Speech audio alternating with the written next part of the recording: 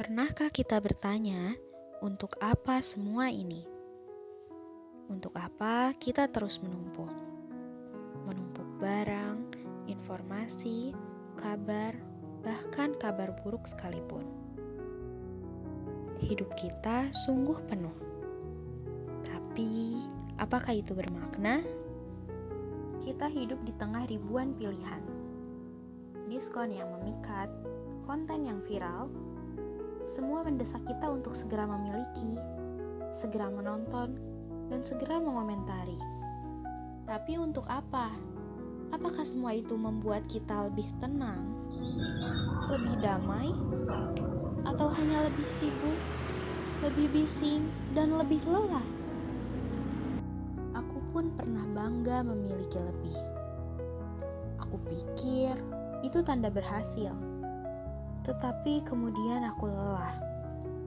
Lemari yang penuh, pikiran yang penuh, hati yang sesak. Mindful consumption bukan hanya soal membawa tas kain saat belanja, bukan hanya soal menolak plastik, tapi lebih dari itu. Mindful consumption adalah tentang apa yang kita izinkan masuk ke hidup kita.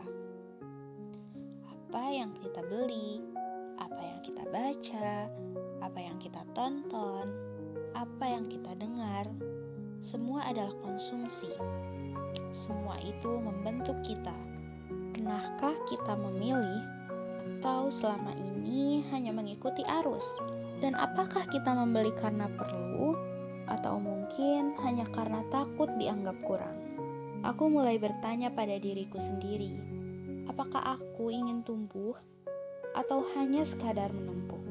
Aku mencoba berhenti sejenak, tanpa arah, tanpa tujuan, hanya ingin tahu seperti apa rasanya pelan. Aku ingin melambat, aku ingin memilih, dan aku ingin hadir di setiap keputusan. Mungkin itu berarti menolak diskon yang menggoda, menolak konten yang membuatku iri, menolak debat yang tidak membawa manfaat. Mungkin itu berarti menunda, tidak langsung membeli, tidak langsung membalas, tidak langsung percaya. Mungkin juga itu berarti mengurangi barang, mengurangi janji, dan mengurangi tuntutan. Karena hidup bukan soal mengumpulkan, tetapi tentang merawat apa yang ada.